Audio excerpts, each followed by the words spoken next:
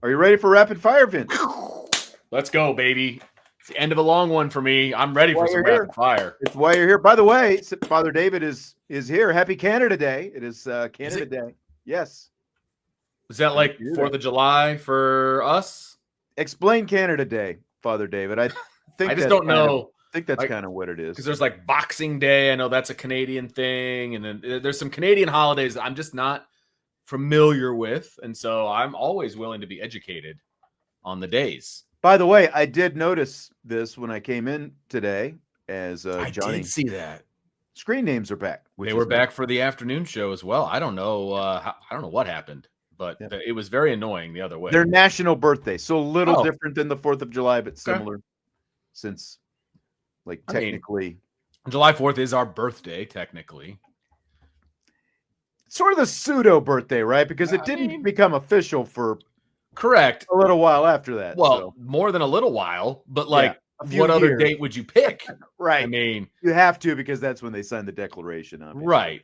But yes, there was nothing. That was just guys in a room signing a piece of paper that didn't really start the United States. Technically, it just they decided they were going to get after it.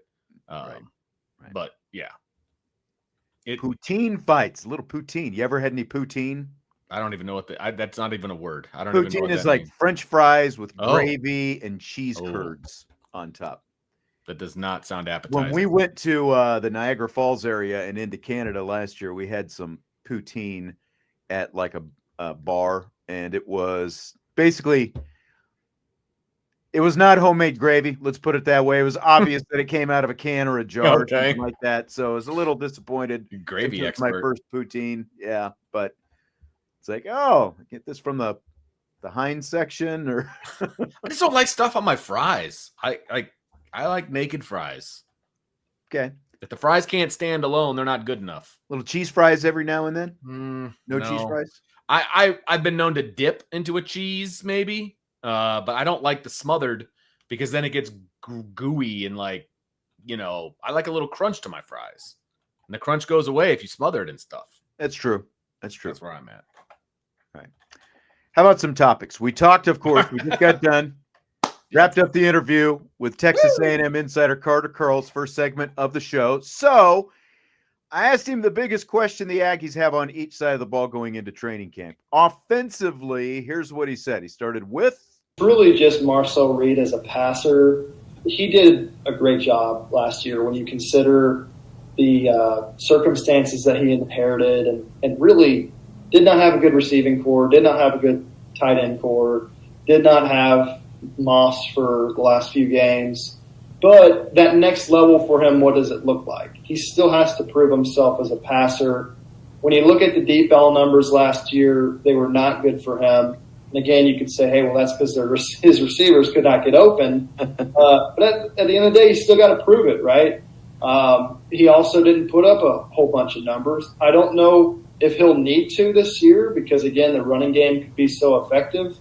But until he does it, there's always going to be that question of like, okay, is this guy going to put up 300 yards? He still hasn't done it in a game. Is he going to play well against a really good defense?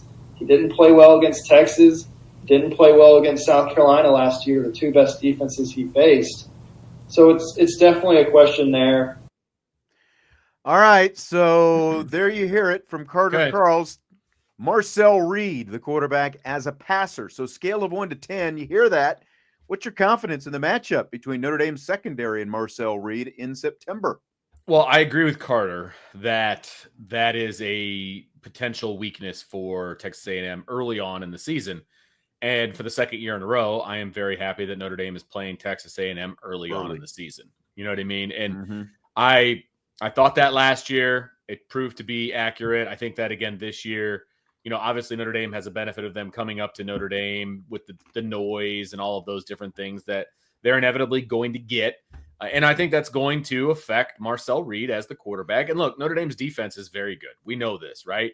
We don't know some of the details with the Chris Ash defense and what it's going to look like and all of those different things. But you're essentially going up against a rookie quarterback who hasn't seen a defense like Notre Dame's, plain and simple. And so that's, advantage Notre Dame. It just is. And Notre Dame's secondary is going to be excellent. We think the front seven is going to be, pretty solid. So that's advantage Notre Dame. And so Marcel Reed is going to have his work cut out for him to come up to Notre Dame and be successful against this defense, or at least sustained success.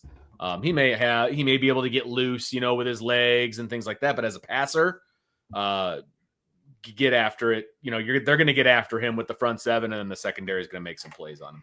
Yeah, I mean, he's going to have, like Carter also talked about the offensive line, and that's really the strength of the team, probably returning 7 guys from last year. But this is a running quarterback, Marcel Reed, who played, a good chunk last year, but he was sacked 14 times. That's a lot for a mobile quarterback to be sacked 14 times. And I think a lot of that is probably standing in the pocket too long, staring down receivers and the like, and getting taken down. So I think this is just a huge mismatch in favor of Notre Dame's defense. So I'm giving this a 10 in terms of what this means for Notre Dame, because they've brought in, as Carter said, what should be better receivers than what they had last year. But there was a lot of hype, I thought, even on their receiving corps going into last season, and how good they could be. And they were fairly pedestrian, I think. Everyone knocks Notre Dame's receiver. So a lot of turnover there, a lot of new faces, and you're trying to get this guy who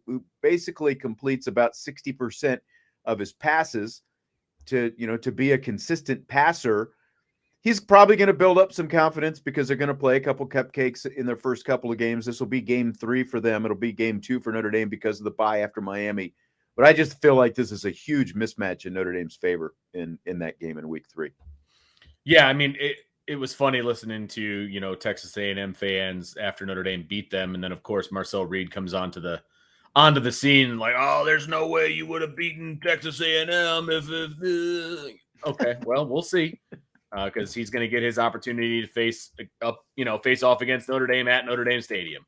So we'll see if Texas A&M fans are as excited about Marcel Reed after game 3 for them as they were when he was running all over the place. Yeah, I mean, the other thing is, from top to bottom, Notre Dame's roster is going to be better than last year. And I think that there are a lot more questions with Texas A&M's roster compared to a year ago. And we'll get into a couple of those question marks on the other side of the ball right now, because the Aggies lost 3 defensive linemen from last year's team to the NFL.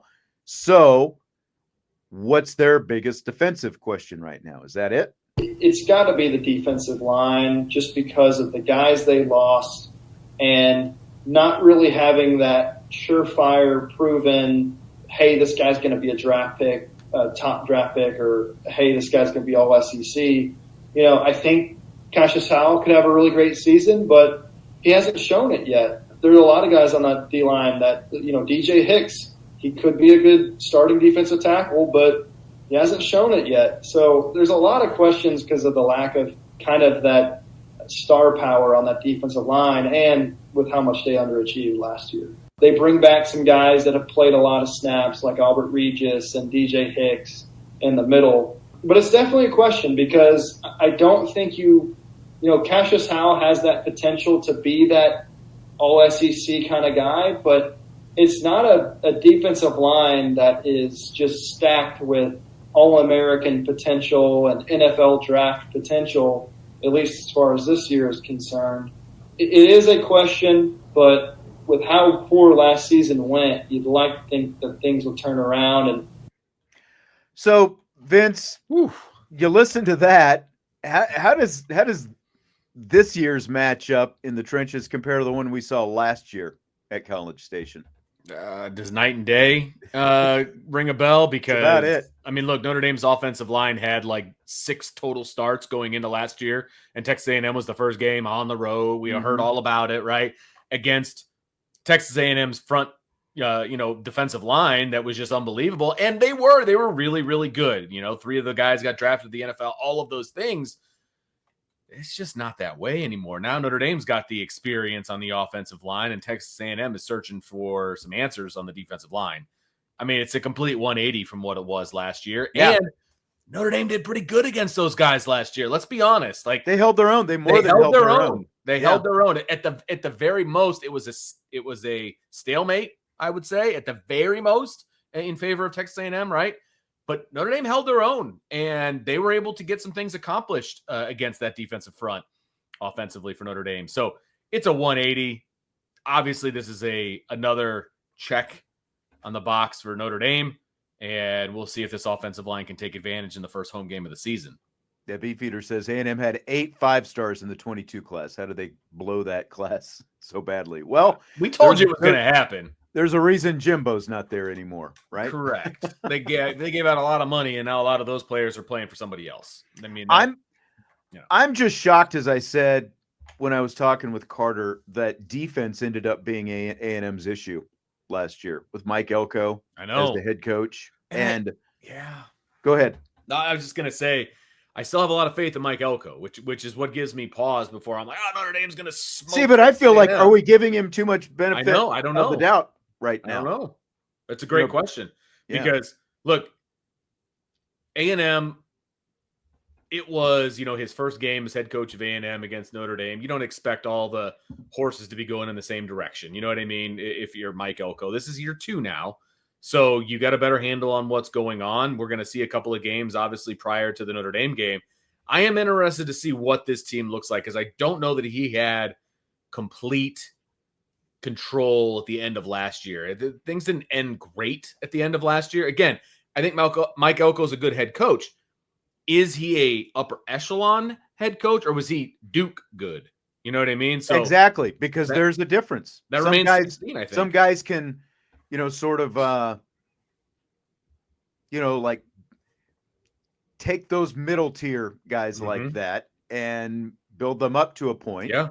And it's not like they won the ACC. They were much more competitive with him there, but it's a different set of circumstances and a different set of pressures when you go to a place like Texas A&M, where, let's face it, even as great as A&M fans think they are, they haven't won in forever, but they all act like, they've been winning forever. They do. And they've had like one good year in the last 30. Right. And that was with, Johnny Football and the whole deal. And then they came crashing down pretty hard after that. So it's Texas. They're, they think they're better than they are. It's not overly surprising. I mean, look at the University of Texas. They've thought that they're really good at football for a long time too, and that really hasn't come to fruition here until recently. So, and that still remains to be seen. This is a preseason situation, So it's Texas. A&M's always going to have the money. They're always going to think they're better than they are. It's going to be interesting because I think they're going to get humbled a little bit up at Notre Dame.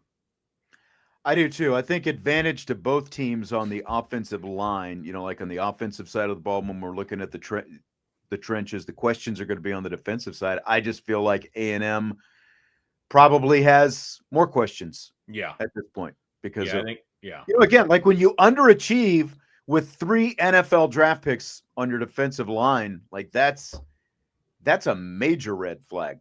Right there, because there was other stuff where you heard in the full interview where Carter was talking about it. It's like none of those guys really lived up to what the expectations were last year. So I think that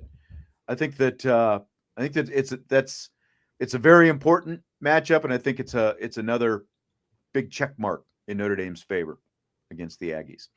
All right, one more as we revisit some of the Carter Karels interview. The Aggies also had major issues in the secondary last season as it went along. And as you, if you were listening to the interview, you heard me say to Carter, after losing to USC in the Las Vegas Bowl, head coach Mike Elko said his team couldn't defend the forward pass. Elko, after last season, not only did he say they can't defend the forward pass, but he said they don't know how to play zone defense, zone coverage, which last time I checked, that's pretty important to playing defense. Exactly. And so as a defensive mind, he's decided, okay, I'm going to be a lot more involved now. I'm not going to fire anybody. I'm not going to demote anybody, but I'm going to be the guy calling the defense and helping out with what's going on. And he's has a background as kind of a safeties specialist. He also brought in the defensive coordinator from James Madison, Lyle Hemphill, to kind of help with the safeties. They now have like 3 secondary coaches. And so there's a lot of an emphasis on improving the secondary, improving the defense, having Elko more involved.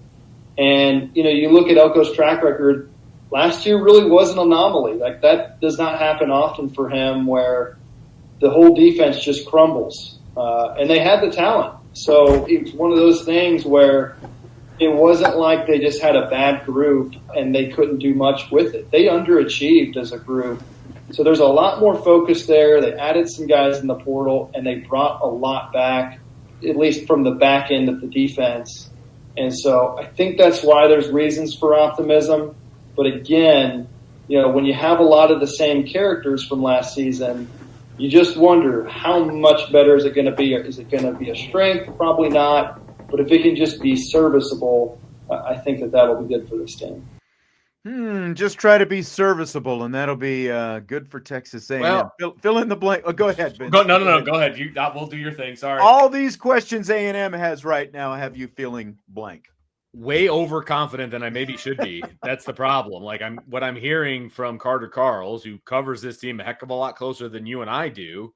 He doesn't seem all that enthusiastic about this squad. No, not at all. Which is a problem. But I mean, look. We just got done doing a show about the wide receivers for Notre Dame. We broke down the wide receiver room, what the expectations are, and all of those different things, and how, they need to be consistent in big games, and they need to, all of these different things. They might have a chance to make a dent in game 2 if the secondary is the way that Carter is explaining, the way they are. I mean, I think so. Look, Mike Elko is going to do everything to stop the run. I mean, it's still going to be early in the season. Jeremiah Love is still the Heisman Trophy guy. All of these different things. CJ Carr or Kenny Minchie. Now game plan could change a little bit based on what they see in that after Miami. Sure. Yeah.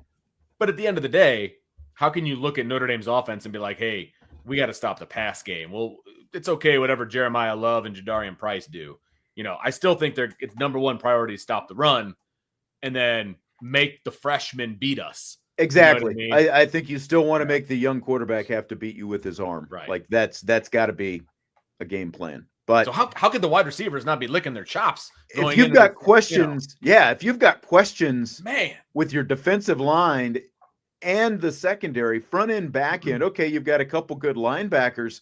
That's a very small fraction of the 11 guys that you put on the field. So like, it's just sounding more and more like this is, again, like they've got some stuff they're going to find out about their team in training camp. Maybe some things happen and it is going to be early, because like if you're Texas A&M, I think you'd rather play Notre Dame earlier than later. From Notre Dame's perspective, like this is almost like, even though it's Mike Elko's second year, and I think that we thought, last year, that this year seemed like the year that you would probably, be more, not afraid, but, like there would be more of a threat from Texas A&M because it is year 2. But like it almost feels like a brand new team for them, and they've got many more questions than they had going into last year. From the quarterback, can he be a consistent passer? The secondary, can they cover anybody? The defensive line, can they come close to expectations? Those are 3 major questions for any football. Yeah. Like any one of those is going to be major. They've got 3 of them to deal with going into their training camp. Wild. Absolutely wild. I guess we'll see. I mean, I'll obviously watch both games that they play prior to playing to Notre Dame, and we'll see what it looks like. But, man, that is not a great place to be if you're an A&M fan. Yeah, no doubt. No doubt. Shift gears on a little basketball. Fill in the blank.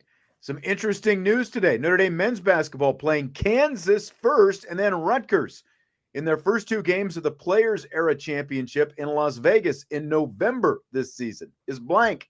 Probably 2 losses for Notre Dame, unfortunately. Well, I don't know. Rutgers had, 2 top 4 draft picks in the NBA draft last week, and they were sub 500. I still don't know. No, that's a good point. But no, Notre Dame's got a great shot against Rutgers. I think they're a very similar program right now. I do not think they have a great shot against Rock Chalk, which, hey, it's win-win for you. So that's right. If they were playing in Kansas in Lawrence. It might be a road trip situation. Oh man, I might have to find a way to get there, but they're not. But they're not. So yeah, it's gonna be in Vegas. Monday, November 24th. It's going to be a 3:30 in the afternoon Eastern time game. What? For the Notre Dame Kansas game. Interesting time to have awful. that. Then the next day they're going to play Rutgers at 1:00 in the afternoon. They lost to Rutgers by 1 point in overtime last year, but I like just that alone right there.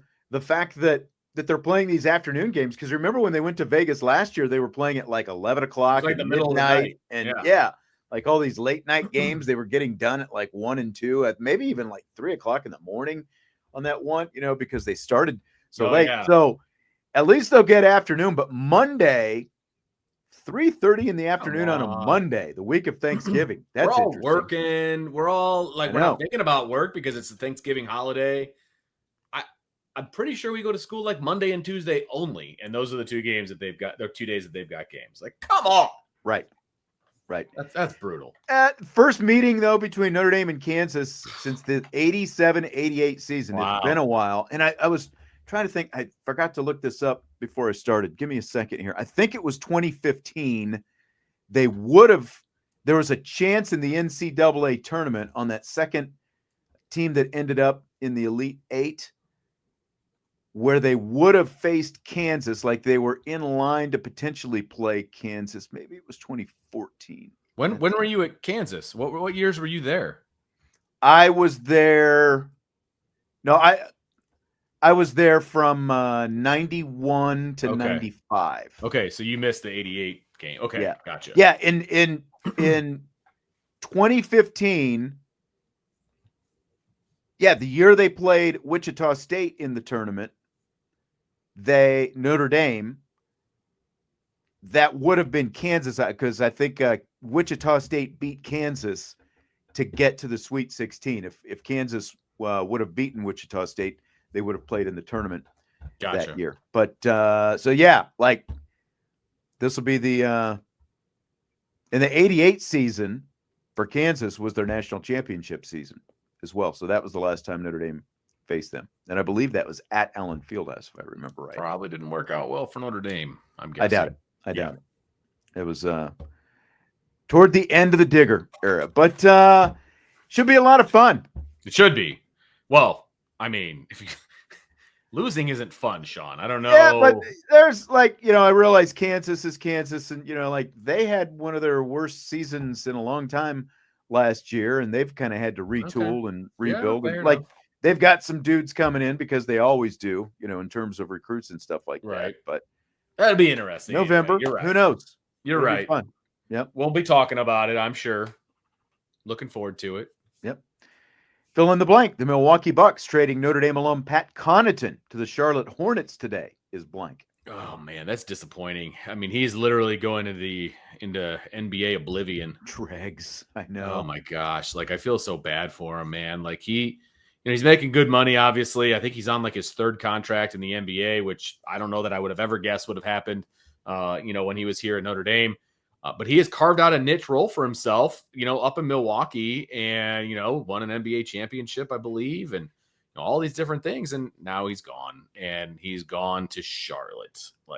Crazy. He had been in Milwaukee for 7 years. He's already been in the league for 10 years at this point. Isn't that wild? Because he was with the Blazers for a couple of years. 3 years, and then Milwaukee after that. And the Bucks made some moves today because they also waived Damian Lillard. Now, he tore his Achilles toward I think it was in the playoffs, kind of like, a few weeks earlier, obviously, than Tyrese Halliburton. But he tore an Achilles. And so, rather than pay him, something like $113 million, they got rid of him. And it seems like maybe they're kind of they were definitely offloading salary with him. They'll save some money with Pat Connaughton. I mean, Pat was making a decent chunk. I mean, he's kind of their because he's a veteran now. Yeah. So, and it's just he's kind of, and like you said, it's a huge step down going from playing with one of the, 2 or 3 best players in the league in Giannis. Now you're going to Charlotte. Milwaukee was the 5th best team in the East this year. They won 48 games. Charlotte won 19 games. They were the 2nd worst team in the Oh, East. So brutal. maybe it's an opportunity, for more playing time and, get to score a little more or whatever, but that's going to He's be going a to play struggle. more. That's going to be a struggle, man. There's no chance he's not a starter down there. Yeah. I can't imagine. Not that I know my Charlotte depth chart, but there's no way he's not a starter down there on a team that won 19 games last year. So they're bringing him in to be a starter, and he's going to play a bunch more. And I think one of the reasons that he's lasted as long as he had is that he's the sixth man. He doesn't. There's a lot of tread on the tires. You know what I'm saying? So if he would have immediately gone to a place like a Charlotte or name your crappy NBA team, he may not be still in the league. You know what I mean? So True. Look, he's made his money. Obviously, that's awesome. I just feel bad that this is where he's ended up. Feels like he's kind of entering into that journeyman portion of his career after 10 years. Yeah. Because it's like you've been around now, you're a veteran, but maybe that's like when the trade deadline rolls around next year. Maybe that's good for him. If he's having a good year, he gets, they trade him to a contender, like midway through the season, like January or whatever, like the silver lining that maybe Pat Connaughton can point to. I mean, off the top of your head, how much money do you think he's made in his NBA career? Ooh, $20 million? Double. Really? $40 million? 41.6. Wow. Yeah. That's a nice life. That's a nice life in 10 years. So, I mean, I don't feel bad for him in that regard, obviously. Yeah. But so he had a player option for this year. This is the last year of a 3-year deal. And so he exercised his player option and then they traded him. So this is the last year on his deal. So you're right. Trade deadline, he could end up someplace else as going to be an unrestricted free agent for the 26-27 year.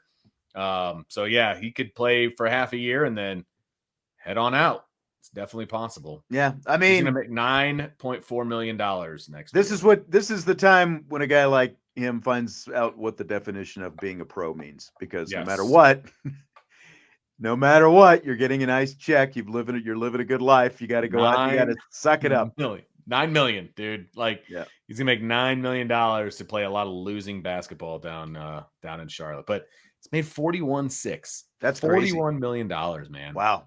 Woohoo! Good that for could buy him. you a pretty nice place in Milwaukee, Wisconsin. Yep. Good for him being deceptively athletic. The moniker that followed him out of Notre Dame.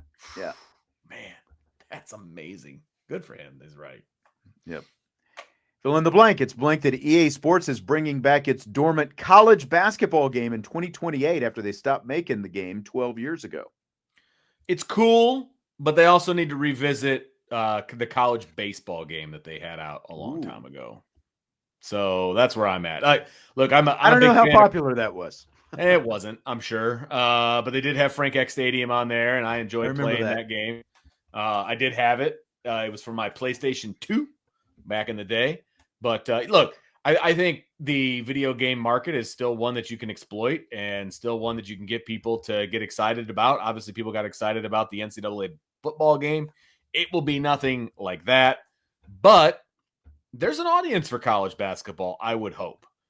It'll be interesting to see like the NIL stuff that you can do and like all that kind of jazz. But, Yeah, I mean, and that's, I think in the release that I saw, it's riding the coattails of the success of the college football game. I think people are much more excited about the college football game. And to me, what makes it tougher is like you almost need a lot more of the, I know in some of the past versions of the games, they've had some of the great historical teams and stuff like that. And that's actually where the lawsuit started, like the Ed O'Bannon, because they had UCLA's team on there and it was obviously Ed O'Bannon on there. And that's what ultimately shut all this stuff down for a while. But, like because of one and done, like most people don't know anybody that's even on a college basketball team. Point. Like it's not like you've got Bobby Hurley and Grant Hill and Christian Laettner and that whole group together, or any of those guys, UCLA or Arkansas in the 90s. So, I mean, it's going to be fun if you're diehard basketball, and I'm sure a lot of people are going to be excited about it. But I don't think that it can quite live up to what the excitement of the college football game. And the fact that it's going to be 3 years, I don't know what takes 3 years to develop a game like this. That kind of Good point. shocked me as well. It's going to be 3 years before it even comes out. Good point. So, Vince, this is July 1st, and that means it's what's become known as Bobby Bonilla Day. I love this day. This is like we were talking about Connaughton and his money. Bobby Bonilla, 62 years old now.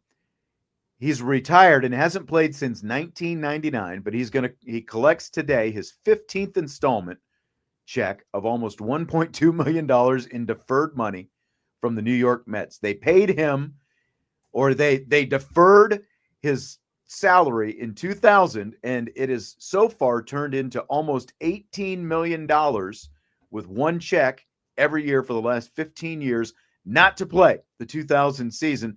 And they're going to pay him for the next 10 years. He'll collect another $10.7 million for that. I mean, is there any better retirement plan in America than the one that Bobby Bonilla ended up with? Well, and what's funny is they, when Shohei signed with the Dodgers and they talked about all this deferred money and all this other stuff, they acted like that was some sort of a new thing.